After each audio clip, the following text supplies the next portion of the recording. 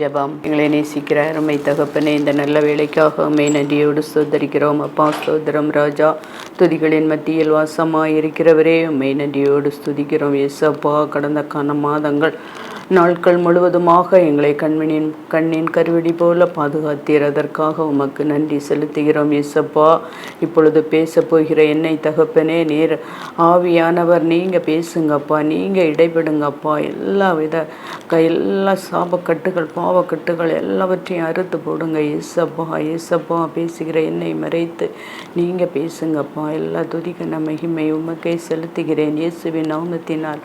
ஆமேன், ஆமேன். கர்த்தரும் இரட்சகருமாகிய இயேசு கிறிஸ்துவின் இனிதான நாமத்தினால் என் அன்பின் ஸ்தோத்திரங்கள். ஜேடிகே டிவி அனைவருக்கும் என் அன்பின் ஸ்தோத்திரங்கள். கர்த்தர் நல்லவர், அவர் கிருபை என்றும் உள்ளது. அண்டைக்கெல்லமே உம்மதடிமை நானே, ஆர்ப்பரிப்பேனே அகமகிழ்ந்து. கர்த்தர் செய்த நன்மைகளையே நித்தம் நித்தம் நான் நினைப்பேனே.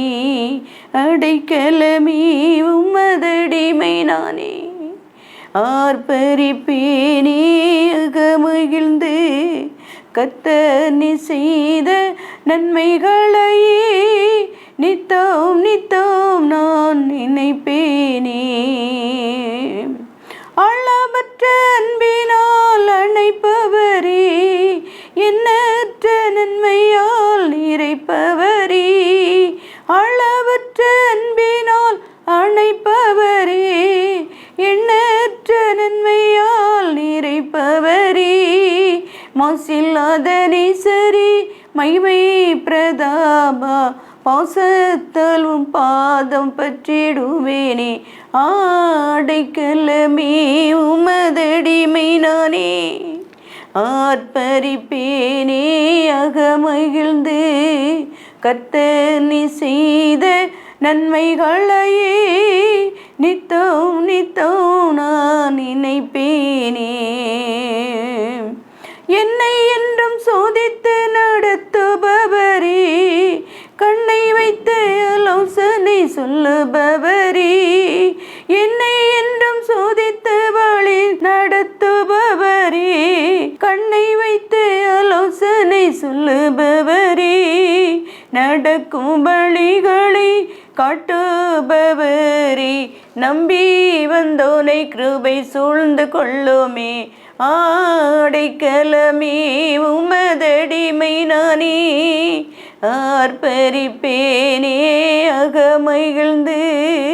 கர்த்தர் செய்த நன்மைகளையே நித்தம் நித்தம் நான் நினைப்பேனே. பாவங்களை பாராதென்னை பற்றி கொண்டீரே, சாபங்களை நீக்கி சுத்த உள்ளம் தந்தீரே. பாவங்களை பாராதென்னை பற்றி கொண்டீரே, சாபங்களை நீக்கி சுத்த உள்ளம் தந்தீரே. இரட்சணியத்தின் சந்தோஷத்தை திரும்ப தந்தீரே, உற்சாக ஆவி என்னை தாங்கிச் செய்தீரே. ஆடைக்கலமே உமதடிமை நானே, ஆர்ப்பரிப்பேனே அகமகிழ்ந்து. கர்த்தர் செய்த நன்மைகளையே நித்தம் நித்தம் நான் நினைப்பேனே. ஆடைக்கலமே உமதடிமை நானே, ஆர்ப்பரிப்பேனே அகமகிழ்ந்து. கர்த்தர் செய்த நன்மைகளையே நித்தம் நித்தம் நான் நினைப்பேனே. கர்த்தாவே சொல்லும் அடியேன் கேட்கிறேன். நாம் இன்றைக்கு பார்க்க போகிற செய்தி, நீ என்னை பலப்படுத்துவாய். சங்கீதம் 50ஆம் அதிகாரம் 15ஆம் வசனம். இன்றைக்கு நாம் ஏதோ ஒரு ஆபத்தான சூழ்நிலையில் சிக்கி அதில் இருந்து விடுதலை பெற முடியாமல் தவித்து கொண்டு இருக்கலாம். அல்லது நம்மை தொடர்ந்து வந்து கொண்டே இருக்கிற ஏதோ ஒரு பாவத்தில் இருந்து எவ்வளவுதான் நாம் முயற்சி செய்த போதும் அதிலிருந்து விடுதலை பெற முடியாமல் யார் என்னை விடுதலையாக்குவார் என்று சொல்லி அங்கலாய்த்து கொண்டு இருக்கலாம். அடிமைத்தனத்தில் இருந்து எனக்கு ஒரு விடுதலை வேண்டுமே. வெளியே யாரிடத்தில் சொன்னால் ஒருவேளை என்னை தவறாக நினைத்து விடுவார்களே, என்ன செய்வதென்று தெரியவில்லையே என்று நாம் கலங்கி கொண்டு இருக்கலாம். அல்லது கடன் பிரச்சனை என்னை மிகவும் நெருக்குகிறது, என்றைக்கு தான் எனக்கு இந்த பிரச்சனை தீரும் என்று சொல்லி கலங்கி கொண்டு இருக்கலாம். அல்லது வியாதியில் இருந்து நான் இத்தனை வருடங்களாக வேதனைப்பட்டு கொண்டு இருக்கிறேன், இன்னும் எத்தனை வருடங்கள் நான் இந்த மருந்து மாத்திரையிலே வாழ்ந்து கொண்டு இருப்பது என கலங்கி கொண்டு இருக்கலாம். ஆபத்து காலத்தில் என்னை நோக்கி கூப்பிடு, நான் உன்னை விடுவிப்பேன் என்று தேவனாகிய கர்த்தர் நமக்கு வாக்கு கொடுக்கிறார். இந்த மாதம் நமக்கு ஒரு விடுதலையின் மாதம். இதுவரை எந்தெந்த காரியங்களில் எல்லாம் இன்னும் ஒரு விடுதலை இல்லாமல் இருக்கிறது என்று நாம் நினைக்கிறோமோ, அந்த காரியங்களில் எல்லாம் தேவனாகிய கர்த்தர் நமக்கு ஒரு விடுதலையை கொடுத்து நம்மை மகிழச் செய்வார். இயேசு கிறிஸ்து கொடுக்கிற விடுதலை இன்றைக்கு நம்முடைய வாழ்க்கையிலையும் கூட நம் அந்தரங்கத்தில் ஏதாவது ஒரு காரியம் நம்மை பாதித்து கொண்டு இருக்கலாம், தவறு என்று நமக்கு தெரிகிறது. ஆனால் அதை விட முடியாமல் தவிக்கிறோம். வெளியே மற்றவர்களுக்கு தெரிந்து விடுமோ என்று எண்ணி பயப்படுகிறோம். பயப்படாமல் நாம் அவரிடத்தில் ஒப்பு கொடுத்து ஜெபிக்கும்போது தேவனாகிய கர்த்தர் நமக்கு விடுதலை தந்து விடுவார். நம்முடைய வீட்டில் இருக்கிற யாரோ ஒருவர் வியாதியினால் தாக்கப்பட்டு விடுதலைக்காக ஏங்கிக் கொண்டு இருக்கிறோம். அவர்களுக்காக நாம் விசுவாசத்தோடு ஜெபிப்போம் என்றால் நிச்சயமாகவே அவர்களுக்கு ஒரு விடுதலை உண்டாகிவிடும். நாம் விசுவாசத்தோடு கர்த்தராகிய இயேசு கிறிஸ்துவை நோக்கி கூப்பிட்டால் போதும், நம் விடுதலை பெற்றுக்கொள்ள முடியும். அதனால்தான் நாம் ஒன்றுக்கும் கவலைப்படாமல் எல்லாவற்றையும் குறித்து உங்கள் விண்ணப்பங்களையும் ஸ்தோத்திரத்தோടെ கூடிய ஜபத்தினாலும் வேண்டுதலினாலும் தெரியப்படுத்துங்கள். அப்பொழுது எல்லா புத்திக்கும் மேலான தேவ சமாதானம் நம் இருதயங்களையும் நம் சிந்தனைகளையும் இயேசு கிறிஸ்துவுக்குள்ளாக காத்து கொள்ளும் என்று கர்த்தருடைய வார்த்தை சொல்லுகிறது. நமக்கு கவலை என்று ஒன்று வரும் பொழுது அதை கர்த்தருக்கு உடனே தெரியப்படுத்த வேண்டும். இல்லாவிட்டால் நாம் அதை பற்றி யோசிக்க சத்துரு அதுக்குள்ளே நுழைந்து அதை பெரிதாக்கி மன அழுத்தத்திற்கு உள்ளாக்கி கடைசியில் தற்கொலைக்கு நேராக கொண்டு வந்து நிறுத்தி விடுவான். அதாவது சத்துருவானவன் ஏதாவது ஒரு விதத்தில் நமக்கு உள்ளே நுழைந்து நம் ஆத்மாவை கெடுத்து நம்மை பயத்திற்கு அடிமையாக்கி நரகத்திற்கு கொண்டு போய் விட வேண்டும் என்பதுதான் அவனுடைய திட்டம். அதனால்தான் ஒரு மன அழுத்தத்தை நமக்கு கொண்டு வருகிறான். இன்றைக்கு அநேகர் எனக்கு மன அழுத்தமாக இருக்கிறது என்பார்கள். காரணம், சத்துருவானவன் அவர்களுக்குள் நுழைந்து விட்டான் என்றுதான் அர்த்தம். ஆகவேதான் நமக்குள் கவலை என்கிற ஒன்று வருமானால் அதை ஆரம்பத்திலே கர்த்தராகிய இயேசு கிறிஸ்துவின் இடத்தில் தெரியப்படுத்த வேண்டும். காரணம், அவர் எல்லாவற்றையும் என் மேல் வைத்துவிடு என்று சொல்லி இருக்கிறார். 1 பேதுரு 5ஆம் அதிகாரம் 7ஆம் வசனம். ஆகவே நாம் தனியாக உட்கார்ந்து ஏன் யோசித்து கொண்டு இருக்க வேண்டும்? நம் கவலைப்பட்டு கொண்டே இருப்போமானால் பிரச்சனை தீர்ந்துவிடப் போகிறது இல்லை. இயேசு கிறிஸ்துதான் அதற்கு தீர்வு. அவருக்கு தெரியப்படுத்திவிட்டால் கவலைப்பட வேண்டிய அவசியமே இல்லை. நாம் செய்ய வேண்டியதை செய்யாமல் நாமே தனியாக உட்கார்ந்து யோசித்து கொண்டு இருக்கிறபடியினால்தான் சத்துருவானவன் நம்முடைய சிந்தனையை வழியாக உள்ளே நுழைந்து நம்மை அந்த நுகத்திற்கு அடிமையாக்கி கடைசியில் மரணத்திற்கு நேராக நம்மை கொண்டு போய் விடுகிறான். ஆகவே நாம் அப்படி இருக்கவே கூடாது. என்ன பிரச்சனை ஆனாலும் கர்த்தரை நோக்கி நாம் விசுவாசத்தோடு கூப்பிடும் பொழுது அவர் அற்புதம் செய்வார். நீ ஸ்தோத்திர பலியிடு, என்னை நோக்கி கூப்பிடு, நான் உன்னை விடுவிப்பேன் என்று கர்த்தர் சொல்லுகிறார். முதலாவது நாம் கர்த்தருக்கு ஸ்தோத்திர பலியிட்டு அவரை நோக்கி கூப்பிட வேண்டும்.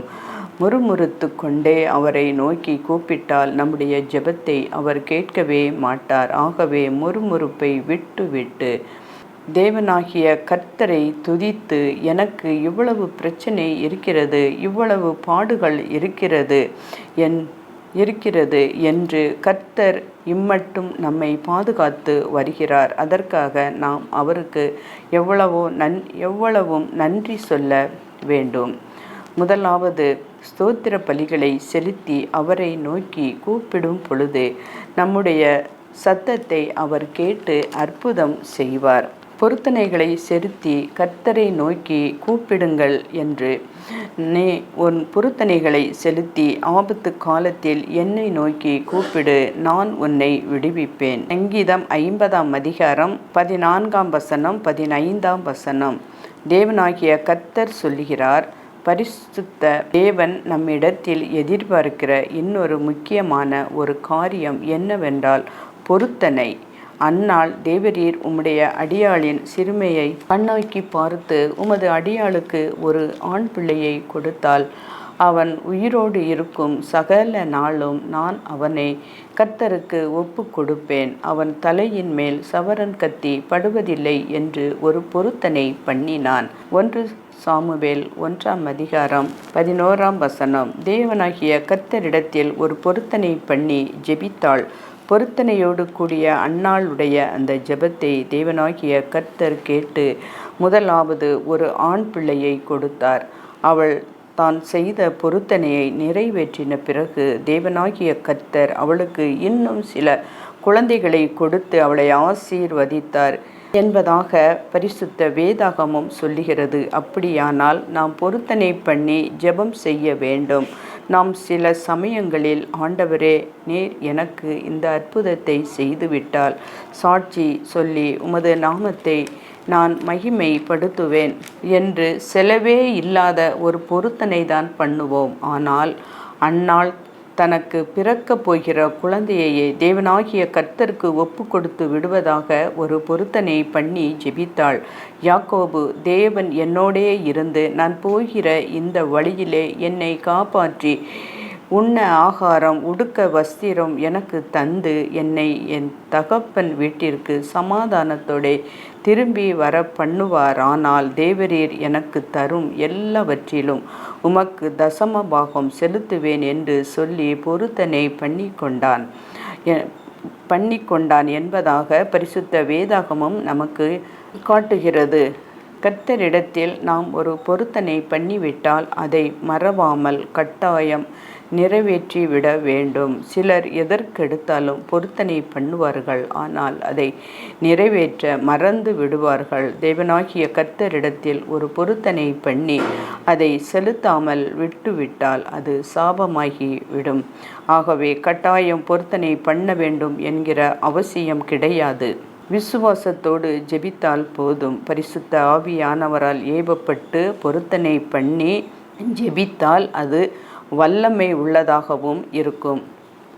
நாம் செய்கிற பொருத்தனையாவது தேவனாகிய கர்த்தருடைய ராஜ்யத்தை கட்டுவதற்காக உதவியாக இருக்க வேண்டும். அதாவது நம் பொருத்தனையானது ஒரு மிஷினரியை தாங்குவேன், ஒரு ஆலயத்தை கட்டி கொடுப்பேன், சுவிசேஷ புத்தகங்களை வாங்கி கொடுப்பேன், அல்லது நீர் எனக்கு கொடுத்த பிள்ளையை உம்முடைய ஊழியத்துக்கு என்று தருவேன் என்று சொல்லி தேவனாகிய கர்த்தர் பிரதான கட்டளையை நிறைவேற்றுவதற்கு ஏற்றதாய் இருந்தால் அவருடைய உள்ளம் மகிழ்ச்சி அடையும்.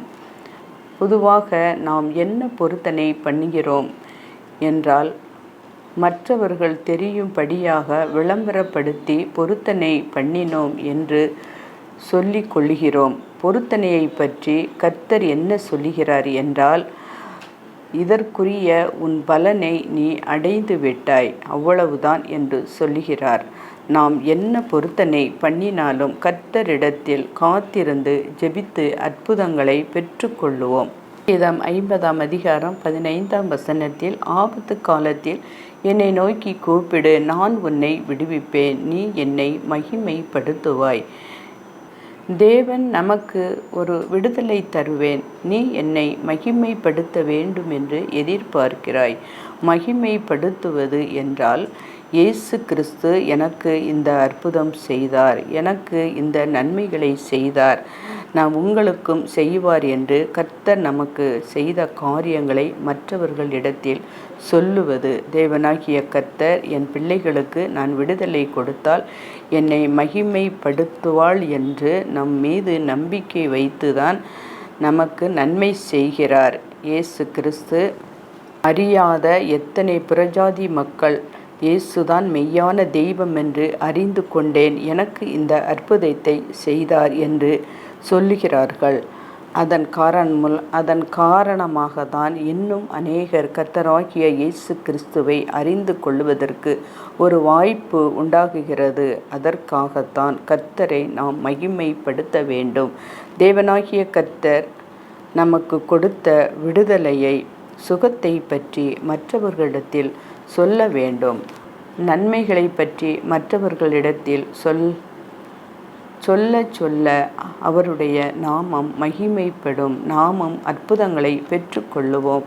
இதுதான் தேவனாகிய கர்த்தரை மகிமைப்படுத்துகிற காரியம். இன்றைக்கு நம் தேவன் கர்த்தரிடத்தில், ஆண்டவரே, நீர் எனக்கு ஒரு விடுதலையை தாரும், அதை நான் உம்மை அறியாதவர்களுக்கு சொல்லுவேன் என்று சொல்லி பொருத்தனையோடு ஜெபிக்கும் பொழுது கர்த்தர் கட்டாயம் நமக்கு அற்புதங்களை செய்து நம்மை ஆசீர்வதிப்பார். யோவேல் 2ஆம் அதிகாரம் 25ஆம் வசனம். நீங்கள் இழந்து போனதை உங்களுக்கு திரும்ப அளிப்பேன் என்று கர்த்தராகிய தேவன் தெளிவாக ஒன்று சொல்லுகிறார். அதைத்தான்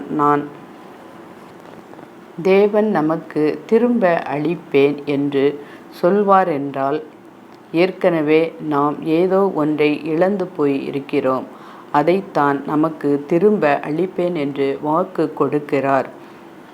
இந்த வருடத்தில் அநேக இழப்புகள் நாம் சந்தித்து இருக்கிறோம். ஒருவேளை நம்முடைய வேலை அல்லது வேலைக்கான உயர்வு நாம் இழந்திருக்கலாம், அல்லது தொழிலில் நஷ்டப்பட்டு வருமானத்தை நாம் இழந்திருக்கலாம், அல்லது ஏதோ ஒரு நோயின் நிமித்தமாக நம் சரீர ஆரோக்கியத்தை நாம் இழந்திருக்கலாம், அல்லது பல பிரச்சனைகளின் நிமித்தமாக நம் குடும்ப சமாதானத்தை நாம் இழந்திருக்கலாம், அல்லது பிள்ளைகளின் படிப்பின் காரியத்தில் சில இழப்புகள் நாம் சந்தித்திருக்கலாம். இப்படியாக ஏதாவது ஒரு விதத்தில் பல விதமான இழப்புகளை சந்தித்ததினால் மிகுந்த மன சோர்வோடு இந்த வருடமானது எனக்கு ஒரு நன்மை உண்டாகுமா என்கிற ஒரு எதிர்பார்ப்போடு நாம் காத்திருப்போம். கர்த்தராகிய தேவன் இன்றைக்கு நம்மை பார்த்து சொல்லுகிறார், நீ இழந்து போன எல்லாவற்றையும் உனக்கு திரும்ப தருவேன் என்று வாக்கு கொடுத்திருக்கிறார். அந்த வாக்கை நாம் விசுவாசிக்க வேண்டும். தாவீது கர்த்தராகிய தேவன் மீது மிகுந்த அன்புள்ளவராக, அவருக்கு மிகவும் பிரியமானவராக வாழ்ந்தார் என்றாலும் அவருடைய வாழ்க்கையிலும் எல்லாவற்றையும் இழந்து போன ஒரு சூழ்நிலை உண்டானது. அமலேக்கியர் என்ற சத்துருக்கள் தாவீது இருந்த பட்டணத்திற்குள் நுழைந்து எல்லாவற்றையும் கொள்ளையடித்து அவனுடைய மனைவிமார்கள், பிள்ளைகள் எல்லாரையும் சிறைப்பிடித்து போய்விட்டார்கள். தாவீதுக்கு எல்லாவற்றையும் இழந்து மிகவும் நெருக்கப்பட்டு தனித்து விடப்பட்ட ஒரு நிலைமை. அந்த சூழ்நிலையில் தாவீது கர்த்தரை நோக்கி வேண்டிக் கொண்ட பொழுது, நீ பிடித்து சகலத்தையும் திருப்பிக் கொள்ளுவாய், 1 சாமுவேல் 30ஆம் அதிகாரம் 8ஆம் வசனம் என்று சொல்லிய கர்த்தர் தேவன் வாக்கு கொடுத்தார். தேவன் வாக்கு கொடுத்தபடி ஒன்றும் குறைபடாமல் எல்லாவற்றையும் தாவீது திருப்பிக் கொண்டான். பரிசுத்த வேதாகமம் சொல்லுகிறது, எவ்வளவு அற்புதமான தேவன்! அன்றைக்கு தாவீது வாக்கு கொடுத்து அதை நிறைவேற்றிய தேவன் இன்றைக்கு நம்மை பார்த்து, நீ எல்லாவற்றையும் திரும்ப பெற்று கொள்ளுவாய், நீ இழந்து போன எல்லாவற்றையும் உனக்கு திரும்ப வந்து சேரும் என்று வாக்கு கொடுக்கிறார். அதே நேரத்தில் இழப்பின் நாட்களில் நமக்கு உண்டாகியிருக்கிற வேதனை இருக்கிறதே, அது மிக மிக கொடிதான வேதனை. இன்றைக்கு நாம் கூட அப்படிப்பட்ட இழப்பின் வேதனையில் இருக்கிறோம். தாவீது எல்லாவற்றையும் இழந்து போன சமயத்தில் அவருக்கு என்ன நடந்தது என்றால், தாவீதும் அவனோடு இருந்த ஜனங்களும் அழுகிறதற்கு கூட தங்களால் பலன் இல்லாமல் போகும் மட்டும் சத்தமிட்டு அழுதார்கள் என்று கர்த்தருடைய வார்த்தை சொல்லுகிறது. 1 சாமுவேல் 30 எங்கள் மனைவி பிள்ளைகள் இதுவரை சம்பாதித்த சொத்துகள் எல்லாவற்றையும் நாங்கள் இழந்து இப்பொழுது அனாதையைப் போல தெருவில் நிற்கிறோம் என்று சத்தமிட்டு அழுதார்கள். இன்றைக்கு நாமும் கூட எல்லாவற்றையும் இழந்து போய் நம்பிக்கையற்ற தனிமையில் சத்தமிட்டு அழுது கொண்டு இருக்கலாம். அல்லது தாங்க முடியாத ஏதோ ஒரு வேதனையின் மத்தியில் நாம் கடந்து போய்கொண்டே இருக்கலாம். தேவன் நாம் இழந்து போன எல்லாவற்றையும் நமக்கு திரும்ப தரப்போகிறார். நம் கண்ணீரை துடைத்து வேதனைகளை மாற்றப் போகிறார். நம் வீட்டில் உள்ளவர்கள் குற்றப்படுத்துகிறார்கள். அவர்களுக்கு பதில் சொல்ல முடியாமல் கலங்கி போய் நிற்கிறோம். தாவீது மிகவும் நெருக்கப்பட்டார். அவருக்கு பதில் சொல்ல முடியவில்லை. தாவீதை நோக்கி எல்லாரும் தங்கள் விரலை நீட்டி பேசினார்கள். அவமானம், நிந்தை, நெருக்கத்திற்கு மத்தியில் தாவீது நின்று கொண்டு இருந்தார். ஆனால் அதே தாவீது கர்த்தருக்கு தேவன் எல்லாவற்றையும் திரும்ப கொடுத்த போது அவரை நிந்தித்தவர்களும் அவமானப்பட்டவர்களும் அவரை பாராட்டினார்கள். அந்த மக்களுக்கு மத்தியில் தேவன் தாவீதை உயர்த்தி கனப்படுத்தினார். அன்றைக்கு தாவீதை உயர்த்தி ஆசீர்வதித்த தேவன் நமக்கும் செய்வார். நாம் இருக்கிற இடத்தில், வேலை செய்கிற இடத்தில், வசிக்கிற கிராமத்தில், நாம் ஊழியம் செய்து கொண்டு இருக்கிற இடத்தில் இழந்து போன எல்லாவற்றையும் கர்த்தராகிய தேவன் நமக்கு திரும்ப தந்து நம்மை தலை நிமிர செய்வார். ஆனால் அந்த இழப்பின் நாட்களில் தாவீது அதை எப்படி மேற்கொண்டு தான் இழந்த போனதை எல்லாம் திரும்பவும் எப்படி பெற்றுக்கொண்டார் என்பதை நாம் அறிந்து கொள்ள வேண்டும். அப்படியானால் இழந்து போனதை திரும்பவும் பெற்றுக்கொள்ள நாம் என்ன செய்ய வேண்டும் என்றால், தாவீது தன் தேவனாகிய கர்த்தருக்குள்ளே தன்னை திடப்படுத்தி கொண்டான்.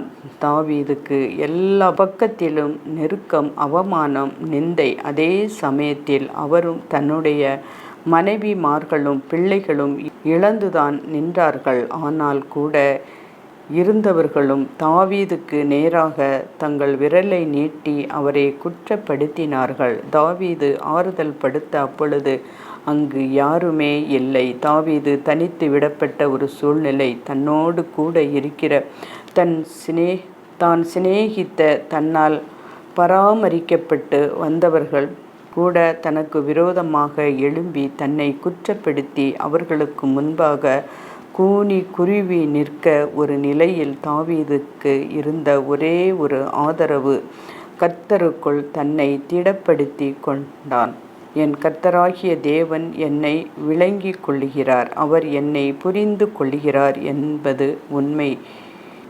உண்மை, எது பொய் என்று அவருக்கு தெரியும். எல்லாரும் என் மீது பழி சுமத்தினாலும் தேவன் இருதயத்தை அறிவார் என்று சொல்லி தாவீது கர்த்தருக்குள்ளே தன்னை திடப்படுத்தி கொண்டான்.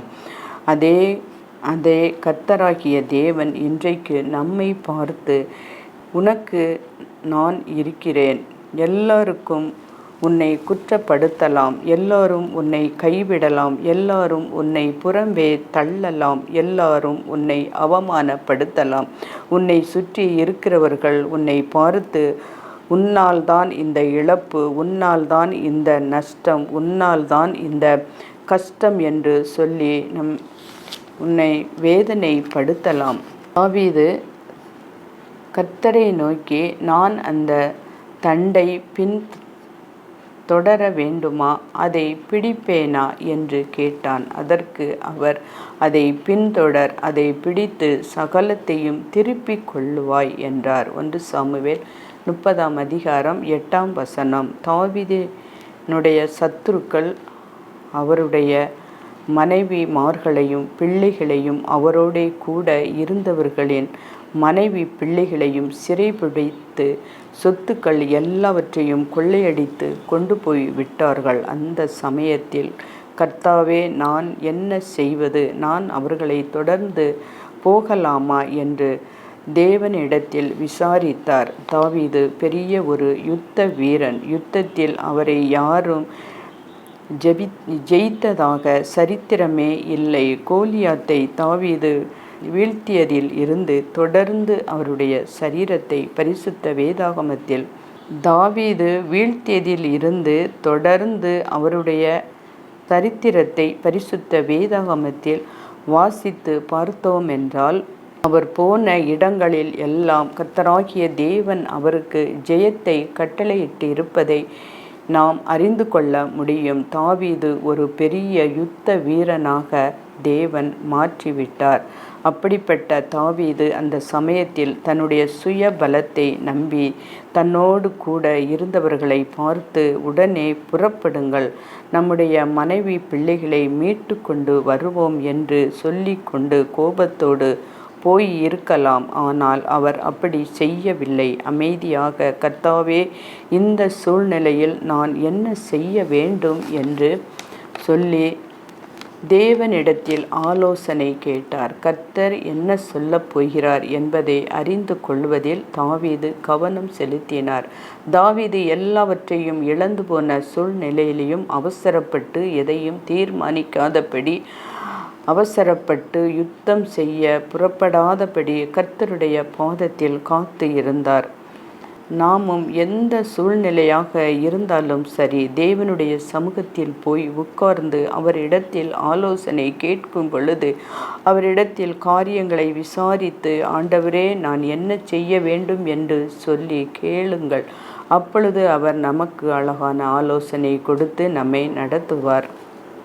தேவன் தனக்கு சொன்னபடியே தாவீது செயல்பட்டார். நீ போ, யுத்தம் பண்ணு, திருப்பிக் கொள்ளுவாய் என்று கர்த்தர் சொன்னார். உடனே தாவீது புறப்பட்டு போய் யுத்தம் பண்ணி எல்லாவற்றையும் திருப்பிக் கொண்டார். அதே சமயத்தில் சோம்பேறிகளுக்கு கர்த்தர் ஒருபோதும் உதவி செய்ய மாட்டார். பிரயாசப்பட வேண்டாம், கடினமாக உழைக்க வேண்டும்.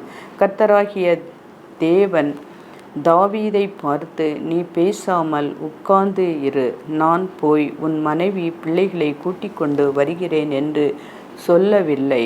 நீ போ, யுத்தம் பண்ணு, எல்லாவற்றையும் திருப்பிக் கொள்ளுவாய் என்று தேவன் சொன்னபடியே தாவீது செய்து இழந்து போன எல்லாவற்றையும் திரும்ப பெற்று கொண்டார். அதுபோல நாமும் கர்த்தர் சொன்னபடி செய்தால் எல்லாவற்றையும் திரும்ப பெற்று கொள்ளுவோம்.